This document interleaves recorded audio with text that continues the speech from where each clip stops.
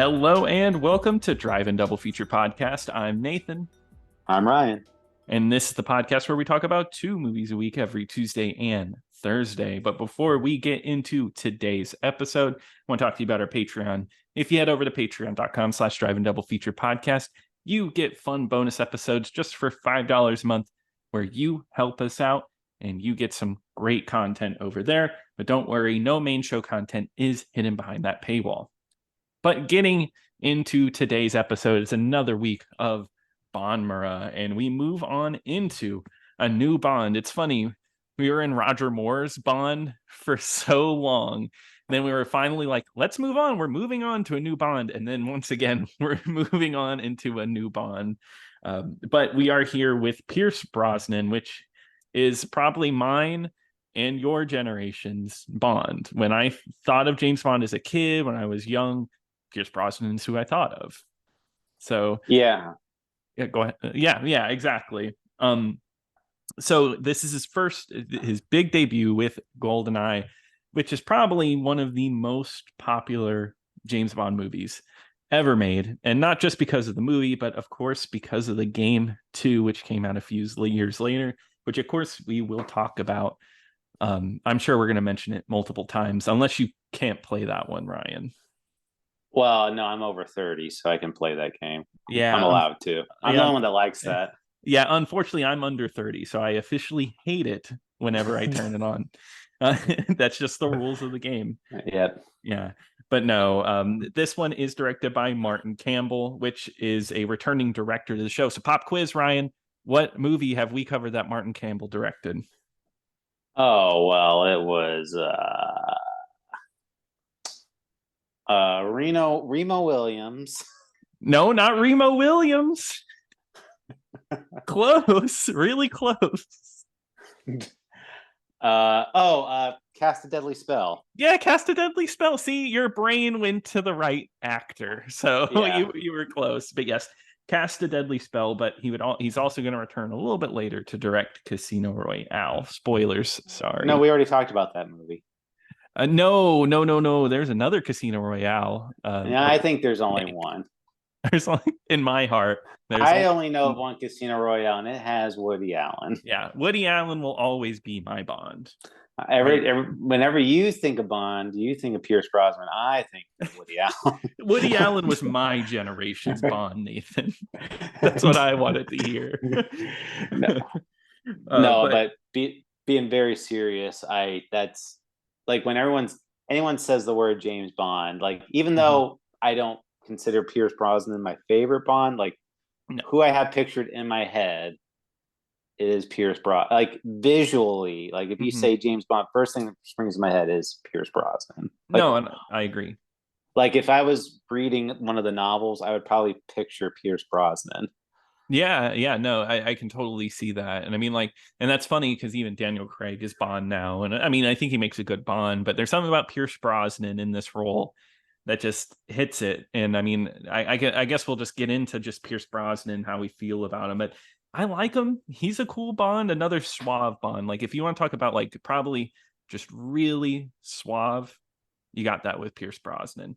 And it's wild because in this movie, I think he looks like a good age. He doesn't look that old. And it's crazy to me that they've been planning to get this guy in the movie for the past 10, 15 years.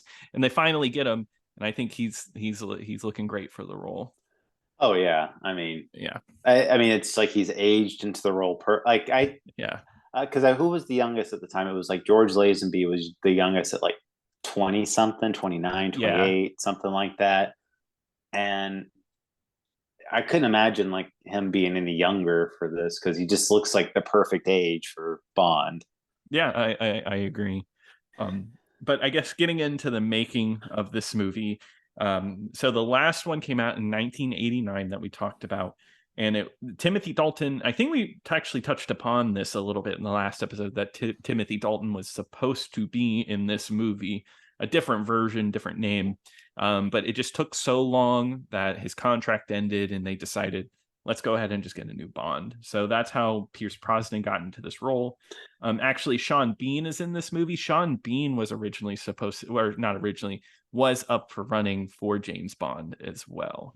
Oh, which I would have couldn't been an imagine intro. that. No, I think it would have been interesting. I mean, No, I Pierce don't think it would Brosnan's be definitely the bad. better pick, but I don't think it would be bad. I just it in my mind is that he'll always be 006. So Alec. no, I agree. I think that would also maybe change the trajectory of Sean Bean's career if he became James Bond instead of a villain in a James Bond movie, which he would kind of forever kind of have that role. I feel like I think of him as like a villain, or like what was the internet meme that he dies in every movie that he's in. So Well, that continues on. well, yeah, he dies in this one. Yes, he does die in this one. Quite a death too. Uh, but no, he he's probably like one of my favorite villains of the entire series. I mean, yeah, I totally agree. He's so recognizable. he's so recognizable. Like he actually has like a really clear motive for Mm-hmm. doing like what he's doing, and he's still pretty evil. But it's like the first one where it was like the drug lord had done something personal to Bond, so it's like, oh, this time it's personal. It's like I don't know, like that one, it didn't, it was like, oh, well, he's just like a drug lord or whatever. But Mm. and this one, it's like, oh no, like this was like Bond's friend. Like this is like deep seated betrayal by this guy. Exactly. It's like you said, it's betrayal. Like it's personal, and I always think that's a great angle to go at. But here you have such a great villain behind it. Sean Bean plays it so well. I love the intro to this because, well, we're going to talk about the video game here. I watched this with my fiance who loves the Goldeneye video game. And she was like, isn't it crazy how the movie doesn't start with the dam level from Goldeneye? Literally, it's the end of that level. We start with James Bond bungee jumping off the dam, which I think is an awesome way to start the movie. Like, you literally, like, movie opens, no opening title sequence. You get a huge stunt of this bungee jumper. Quite a way to Oh start a yeah. movie. No, and one thing I was gonna say about this movie as a whole, like as much as I like the way the other ones look, this one for me just feels like the most cinematic I so far. agree. So far, Yeah. This one, it just feels, it felt really comfortable watching this. It felt like a 90s action movie, just through and through, felt like something very comfortable. We'd go to the theater to see a huge action flick on the big screen. That's right where this sits because it has great stunts, huge stunts, and it's also got a nice little bit of comedy. It was funny watching this one because the Timothy Dalton ones, I guess maybe I realized how much more seriously it took itself moving to this one. I think this one kind of dials itself a little bit back to being like a little more comedic, a little more funny. Bond's throwing out a little more one-liners, and I think that's why Pierce Brosnan works, is because he can really go from the suave to the being the silly guy all at the same time.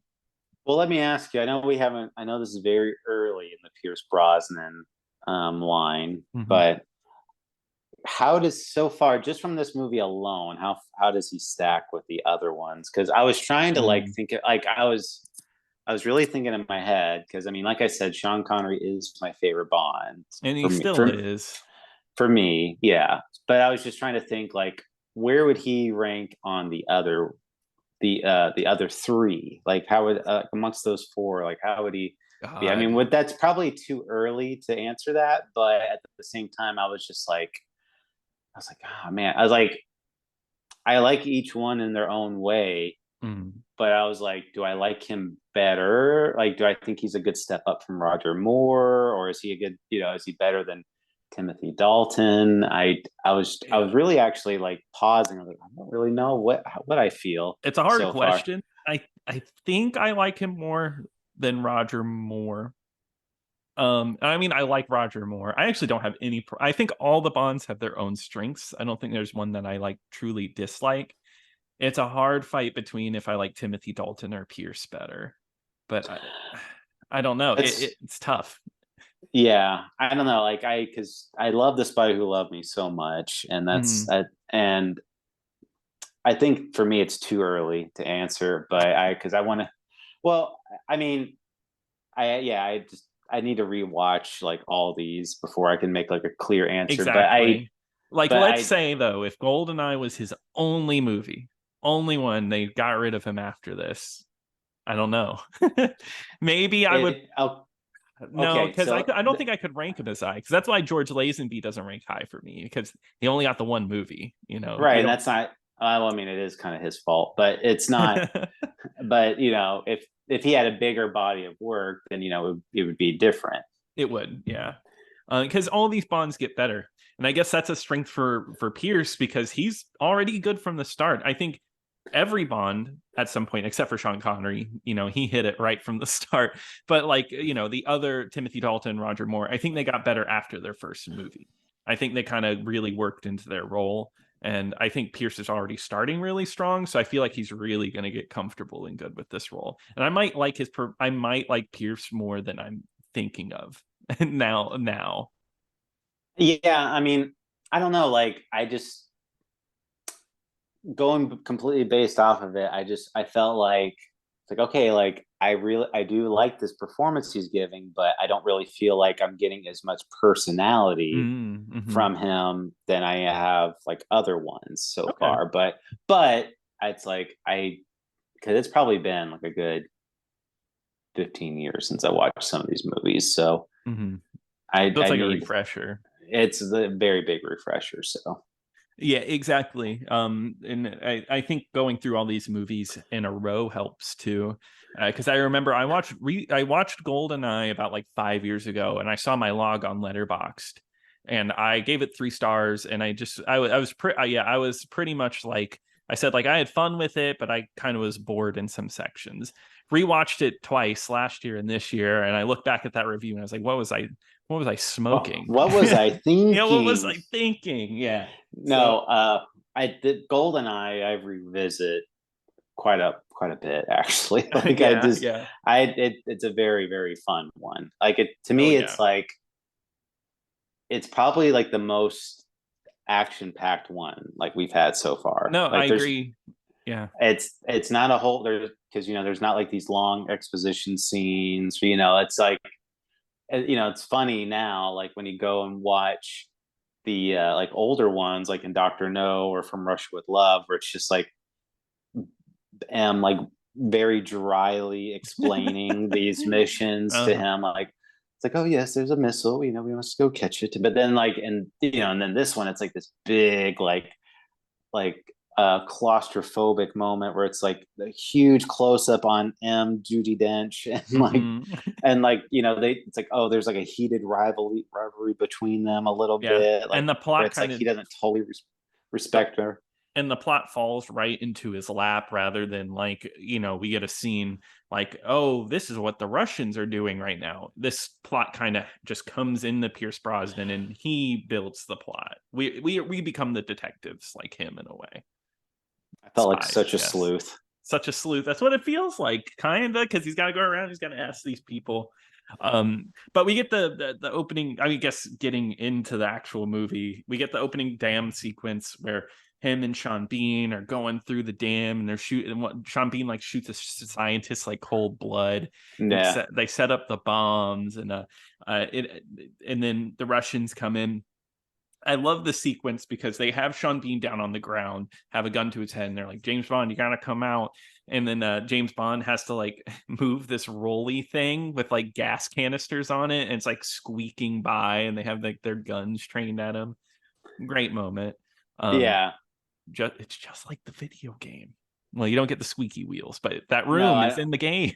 well, I didn't know they do like a cut scene with this scene. Yeah, with the text on the screen and everything with Yeah. Alec. Yeah, man, I don't want to talk too much about it. I've already mentioned it too much, but the game's so good compared to the movie. I watched this movie and I'm like, holy crap, this is just like the game. They did a great job kind of translating the movie into the game. Oh, well, because I don't know about you, but I was more familiar with the game before I Mm-hmm. ever watched the movie. Same here. Yeah. And so when I was watching the movie for the first time, I was like, "Oh, there's that level. There's that level. There's the boat. There's the dam." Yeah, it's really neat. They did such a good job with that. Um, but so for what we know, Sean Bean dies at the beginning of the movie. A huge actor dead in the beginning of the movie. I can't believe they would take such a bold step like that. So Yeah. then we'll just never see him again. Never. Yeah, but James Bond does escape the dam, and we get a new title sequence. Well, go ahead. Well, before you get into that, when he says for England, James, like, and he gets shot, Mm-hmm. don't you think it would have been better if he would have said "for your eyes only"? Oh, that would have been great. For your For your golden eyes only. For your eyes only, James. Yeah, if he just And then he gets shot. I think so. Yeah, I would prefer maybe like Thunderball, James. That would have been from Russia with love, James. Well, that's what the guy would have said when he shot him. He said for England, James, and he said from Russia with love. Yeah, see, that would be good. I would like that. More references to the other movies, please. But we get a new title sequence. The guy who did all of the original title sequences actually died between this one and this one, so we have a new man, but so we get an actual like new look to it. It's a little more CG, a little more cartoony. It is such a silly opening. Like it's got like the woman with her mouth opening, the gun pointing out, and it's very Russian communist. You got a CG sickle. Yeah, and then like the very CG looking statues and things getting destroyed. Yeah, I mean, the visuals are a little silly, I'll say, because it's very dated CGI. Yeah. But the song sung by Tina Turner, I like this one. I enjoyed this one. It's a good callback to like a classic Bond song. That's what Goldeneye feels like, something that would be in a Sean Connery Bond, like a title sequence. Very like big, bombastic, got like it has horns. No, and it's just really catchy. I think it was stuck in my head the next day after watching the movie. Yeah, there's actually I've shown you this before, but Ace of Base did a cover, or did their version of Goldeneye. And I like that one actually quite a bit, but it's not as good as this one. Yeah, no, I agree. But right after that, Bond is back in the wheel again. And is this a connection to the Living Daylights? Because he's getting he's in a car and he's getting reevaluated. And I think it's like reevaluated back to being a spy after Living Daylights when he went rogue. You mean License to Kill? Sorry, yeah, License to Kill. Is this like that bridge? Is it like, oh, Bond, we need to make sure that you're good to go? No, they're different guys. I keep telling you, they're all I don't different. think so. They're connected. If there's anything I can take away from this movie, is that Bond is back to being horny in this movie. Is the best way to put it. He wants sex. It's crazy because Timothy Dalton is so different from this. Timothy Dalton, he had like one woman, and then Revenge. He slept with women, but it wasn't the same. Pierce Brosnan's like, oh yeah, we're gonna reevaluate each other thoroughly, and then he's like racing. He's racing a lady who's just as horny as him. Xenia, also played by Famke Janssen. And she is the henchwoman of the movie. She is absolutely insane in this movie. Just like crazy. She looks like a vampire. Like she's got like this white powder face and very dark and all. And she's moaning through this whole movie. Yeah, I like her as a character. ... However, are you saying something bad about her? Yeah, I am. Okay. I'm taking a hot take. No, she has this attack, and we see this more than once throughout the movie, and I think it's a little like they do it more than once, which is a little like stupid, I think. But yeah, it's like where she like wraps her legs around whoever, like she like her and this Canadian general or whatever are having sex, and like she wraps her legs around him, and it's like he's like, you're crushing me, and then like she does it to James Bond, I think like twice, or yeah, and she does that, like wraps her legs around James Bond, and he's just like, like he's like dying. She's squeezing him with his thighs. No, it's so over the top and silly. which is I kind of like it for it because it's not afraid to do something so goofy. Yeah. It definitely is over the top because that sex scene with the Canadian ambassador or admiral, she's like scratching him with her fingernails, but he has the biggest smile on his face. He's loving it. And I think even when James Bond finds his body later, he has a huge smile on his dead body. So at least he died happy, right? Yeah, that's right. I mean, I do like going to a little more of a sillier side. It's a little more campier. Last two movies we didn't get that much camp. Yeah, exactly. And there's something fun about like James Bond and camp. Um, but yeah, they meet up in like a casino and they play off against each other. And then yeah, like you said, she kills the Canadian guy, she gets away, and Bond kind of unravels this plot. And we actually get to go back to headquarters and we meet the all new M, which you already said is played by Judi Dench. And Judi Dench will be in these movies for a long time, and she's great. I think it was such a great choice. She's mean, and I love that. She's just like straight, like from the get-go, calls Bond is like, oh, you're a misogynist pig and you're a relic of the Cold War era. Great intro. This might be a side rant, but I Okay. want like, can you imagine if they put that exact scene with I that thought the exact same wording thing. in a recent James Bond movie? Like if they were Yeah. like, we're making M a woman, and Yeah. and then they have her say that, where it's like Bond is a misogynistic dinosaur. I'm like, I kept thinking, I'm like, people would be outraged if you did that. Oh yeah, they would be screaming like woke like almost instantly. Yeah, I thought the same thing. I was like, man, for 1995 they pulled this and it feels right. Like I like it. It's like a good way to call out kind of like some of the biggest criticisms that Bond has had over the years. If that happened in like the next Bond, people would flip. They'd be like, this is the worst. How could they do this to James Bond? Well, they do something kind of like that for the last one, and like people were freaking out Yeah, about that's true. that. Yeah. And it turned out not to be like even that big of a deal in the movie. Mhm. But I kept thinking that I was like, man, like like because I don't, I mean, I was what when this came out, like 7, 6 or Mhm. something. So I was like, so I wasn't in tune with the news, but I don't ever, even now, like I don't ever remember anyone saying like Judi Dench was a bad choice ever. No, And I think Judi Dench, I mean, from what I've seen and from what I know, I think everybody likes her in these movies.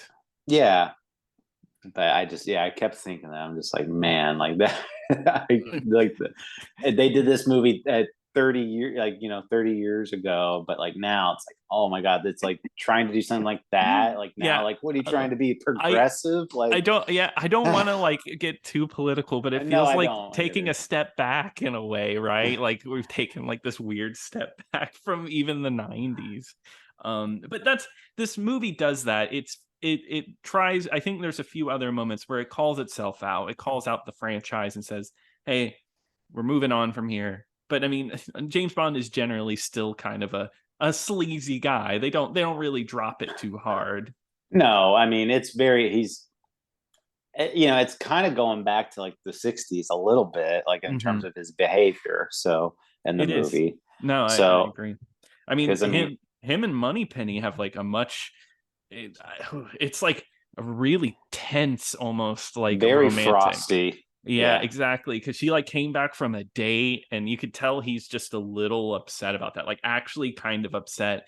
And they're playing off each other, and like she even Moneypenny drops like, "Oh, I could call HR and say that this is sexual harassment." She says sexual harassment. It's like, wow, I would not expect that. Oh yeah, like I mean, they have like a weird tension too, because it's Mhm. like it's almost like Moneypenny is just like fed up with Bond at this point. Yeah. Like just like, I'm tired of like waiting for you, and it's just, Mhm. and he's like, and she implies that they've never even like been together or whatever, which they Mhm. they never say in the movies if they had been or not, I guess, until now technically. But Yeah.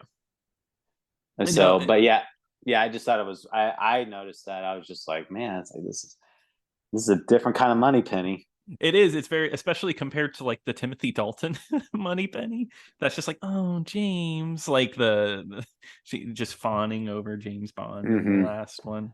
Because he goes to he goes to Russia after this, and this is where we meet Joe Don Baker, who's never been in one of these movies before, and he's playing Jack Wade. No, I'm just kidding. He was in The Living Daylights. He played the bad guy, or one of the bad guys in The Living Daylights. I was hoping, I was really hoping that they were going to say something like, "Oh, you're like," he's like, I had a brother once, like his name was Brad, he loved to play a little toy soldier, real weird guy, something like that.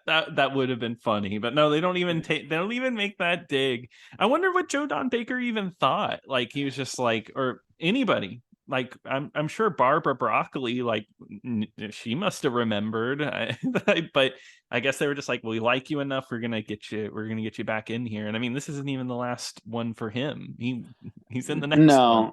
No, and this is not the first time they've reused somebody, because what was it, the Man with the Golden Gun and Octopussy both had the same Bond girl in it, or love interest, yeah. So yeah. But yeah, I mean, and Joe Don Baker's always fun to see in a movie. He's got like a thick accent. He's got a rose tattoo on his thigh that that James Bond's like, let me see the rose. What does it say on top of it again? It says Muffy. Muffy, yeah. Yeah, and he's like, Muffy. Third ex-wife. Yeah, but it's a very minor role that connects to Robbie Coltrane, who's in this movie, who James Bond and him have a connection. I like. He's actually one of my favorite characters in this movie, and one of the weirder scenes where he runs like a Texas cabaret in Russia with Minnie Driver playing the main singer and like a weird cameo singing "Stand by Your Man." Yeah, that was a funny moment, because I keep forgetting about that moment, and then it just it surprised me, and I'm like, oh yeah, I forgot about this. Yeah, and then Robbie Coltrane kind of sets up the movie and how he's like the connection. Well, yeah, I mean they kind of establish, they have little like callbacks to that too, because they're talking about him, and it's like, what was his name, Valentine? Yeah, Valentine. Yep. And they're like, it's like, oh yeah, a guy with the limp, and he's like, yeah, and James Bond's like, yes, I gave him that limp. Just yeah, and then Bond comes in, he's like, I need your help, and and Valentine's like, you want my help? You're coming in here and asking for help from me. But he's willing to trade this. And we get set up for this movie. These people, they hate the Cossacks. We got to remember that. That's like the huge thing for this movie. They hate. Yeah, that's right. Guys. Yeah. Well, I think the scene happens before with Natalia. That's right. At the satellite. Yeah. And so I think this movie tries to set up that like that the main henchwoman is the Bond girl at first, but we find out she's the villain. Natalia is the actual Bond girl in this movie, and she's like running like a computer system with Alan Cumming. So whenever you did the Bond multiplayer, I was like, I always pick Boris. You were a Boris fan? Because he's invincible. Well, I didn't know he was invincible at the time. Okay, I just saw he wore like a Hawaiian shirt and glasses. So I was like, oh yeah, it's a cool guy. I like that guy. Yeah, no, that is pretty cool. No, yeah. Yeah, Boris is invincible. That's his catchphrase. Finally, a Bond character with a catchphrase. And never done that before. No, never. But yeah, this is probably the most like the part that probably would not fly today is the whole scene where Natalia is trying to log into her computer, and Boris has set up like a password on her computer, and it's like her in like a bikini, and she has to put in like, what is it, knockers is the password. Yeah. Oh, I was like, okay, all right. What was it? But they never answered the other riddle though. A chair, right? They didn't say that though. They did? I know. Remember that they're on the train, and she's like, "Oh, Boris set up this password, and I can't solve it, and I can't take it." Oh, wait, was chair not the answer to that passphrase? I don't think so. Oh, okay. So she like puts it in, and it's wrong. I guess no, because No, because that's how they track him. That's how they track Boris where he's at. Well, they put a spike on him, I thought. Oh, okay, then yeah, maybe I'm wrong. So Or because maybe I'm wrong. Okay. well, that's in the Moving train, on. right? Yeah, moving Yeah. on. Yeah. Moving on. I think when she tries to solve it, she puts in ass, butt, arse, Oh, the yeah. whole everything. That's right. But but yeah, so the paths cross. Well, Natalia has like the worst day ever. Like I the wasn't even supposed to absolute be here today. that's what it feels like because the place is blown up. Xenia comes in and murders everybody, and the whole time she's moaning. She's like going crazy. She loves killing people. And she has to hide from them. And then she's in the middle of the floor. The panels almost fall on her. She can't even get out of the building. She is having a horrible time. But what do you think of Natalia? I actually really like Natalia's character.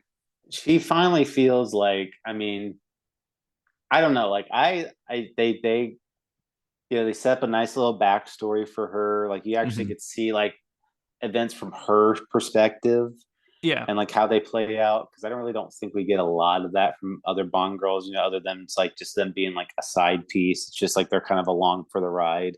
Yeah, And exactly. this one, she plays a pretty active role in it. I really like Natalia a lot.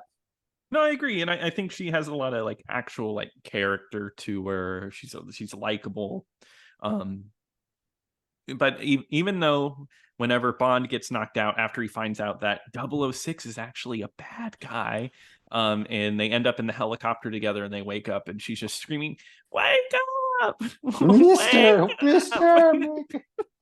Yeah, in that scene I love. It's once again, it's just a silly action movie, which is something I love to see. I feel like it was I love 90s action movies because they just allowed themselves to be just a little goofy.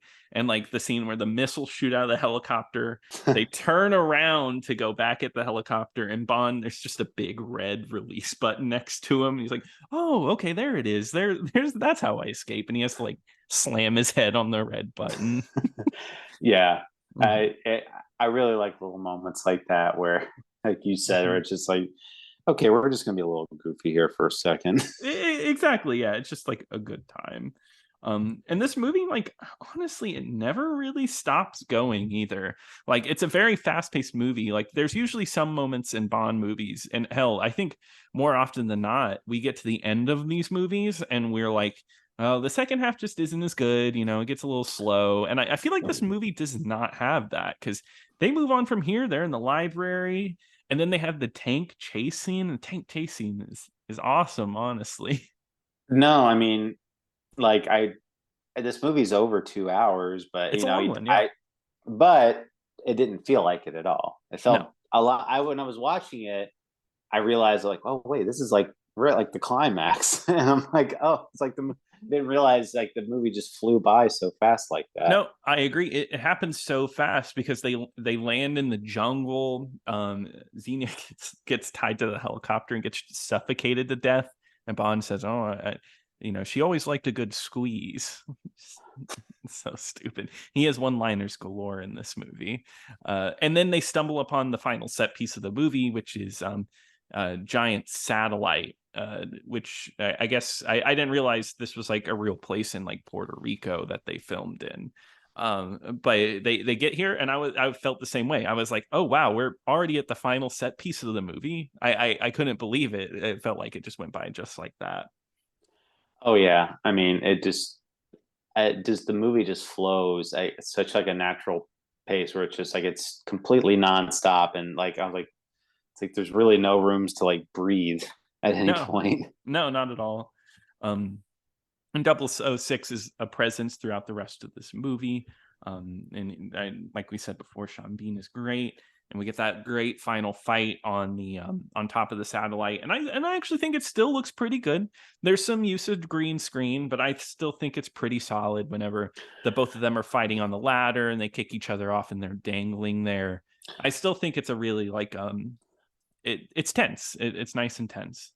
It's probably like my favorite of the final climactic like fight scenes or whatever of the Mhm.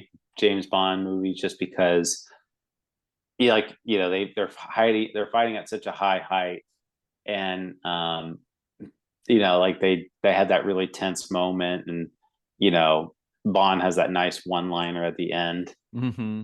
because he's holding Alec, Sean Bean, like by the foot, and he's just like, for England, James, yeah, no, for me, and he just lets him go, like just so cold blooded. But the only thing is he falls from such a great height. He hits the ground and he lives.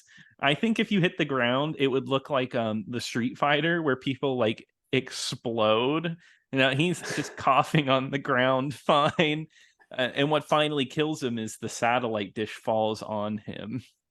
Yeah, well, Bond it's like can't kill him. Yeah. falling on a satellite dish doesn't hurt. I've done it. Oh, you have? Okay. Yeah. Of Yeah, course you have. Yeah. Because this movie's based on you, isn't it? You're a secret agent, Alec. But somehow that you got out of there. yeah, when I was 6. And you were 6, yeah.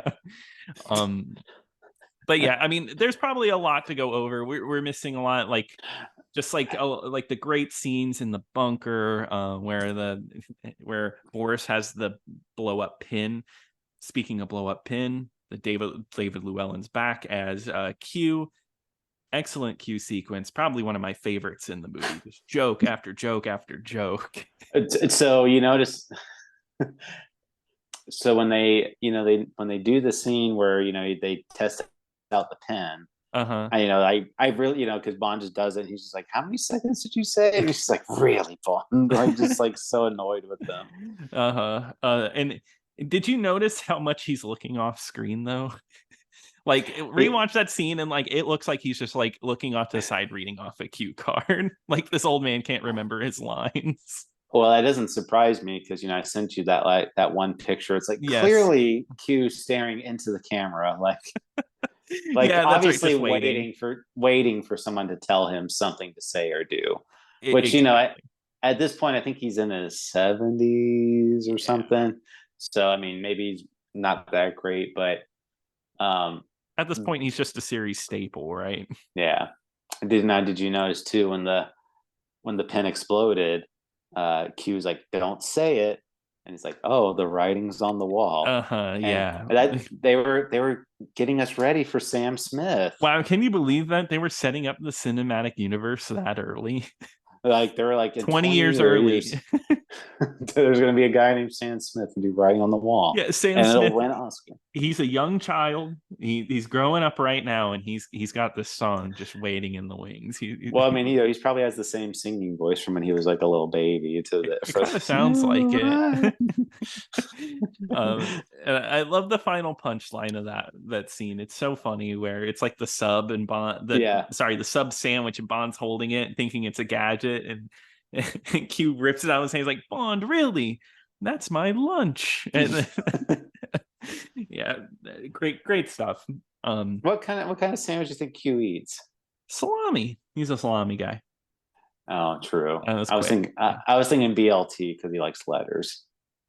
Oh, maybe. Whatever happened to that computer program that he had? The one where like Oh yeah, CGI face. the one they showed for like 5 minutes straight. Like, look how great this looks. And see, that's what's so different about those movies to this one.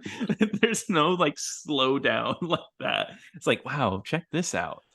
Well, yeah, I mean, like even this one, like you said, it's just like bam, bam, like rapid fire jokes. It's just not even taking a moment for you to be bored. Exactly. And honestly, I mean, I think I could talk about all the scenes in this movie, run you through the plot, but I think it's just like a really solid Bond movie, always moving. There's just a lot to talk about this one. And like I said, this is the reason why I think Pierce is like one of the most popular Bonds, because this is such a great start. Not every Bond gets like their best. I mean, I haven't seen the other ones, but I think I can comfortably say you don't get your best Bond right in the first one. And I think this is probably just one of the best Bonds in general. As far as like, if someone was like, hey, I've never seen a James Bond movie before, give me three Bonds to work with, 3 Bond movies. Goldeneye, I think, would always be in that selection. What's the other two, Nathan? Probably Goldfinger. Goldeneye, and the third one would be a wild card. I'm not too sure. I whatever I'm in the mood for. I would probably say like maybe like Live and Let Die, maybe, or something. Yeah, maybe like a Roger Moore one, right? Like, Yeah. yeah. But no, you're right though. I mean, like we could sit here all day talking, going scene by scene. There's so many classic moments in here. But yeah, really great entry into the series that I have a very nostalgic view for. You know, it's just like you said, it's very comforting. Like I know this movie very well, and it's just always I'm always happy to watch it. So this one would get a pretty high recommend for me. Yeah, if you've never seen this one, definitely check it out.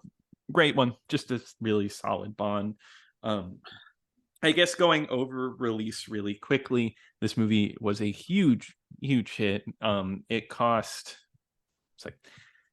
60 million and it made 356 million. I would say that is a big hit. It actually made 83% more money than the last Bond movie, which is like crazy. So maybe it's just what it needed. Maybe it just needed a fresh new Bond, a fresh new look, and it does feel like a new era. Definitely. And it set up what we would get later, some crazier and crazier Bonds, and a video game 2 years later. Can you believe that the video game came out so much later than the movie? When I was in high school, like 10 years after that this game came out, like I would still like go to parties and like somebody would bring like an N64 and it was either Goldeneye or Super Smash. Yeah, those are definitely like two staples. No, I agree. I think like I do think that it's a hard game for some people to go back to, but it's a very important game, that's for sure. Oh, definitely. I mean, you could argue like that's set up a lot of like future first person shooters. Exactly. But this isn't a drive-in double game play. This isn't this isn't first week on PSN Plus. Yeah, no, we aren't going there. But I do think that wraps it up for Goldeneye. So Ryan, what's coming up on Thursday? Well, wait, is Bond going to return? Oh, sorry. Bond is returning in Tomorrow Never Dies. Perfect. Well, Nathan, we're going to continue the Bond Mara series with the Mara part of Gamera versus Baragon, which we did watch on Blu-ray, but you can watch it for free on YouTube. Awesome. Well, I'm excited to watch that. But if you want to send us an email, you can email us at driveanddoublepeaturepodcast@gmail.com. Tell us how much you hate Goldeneye. Please let me know. You can also X that at us at DIDF Pod. Make sure to check out our Patreon, and we are on YouTube. But until next time. Until next time.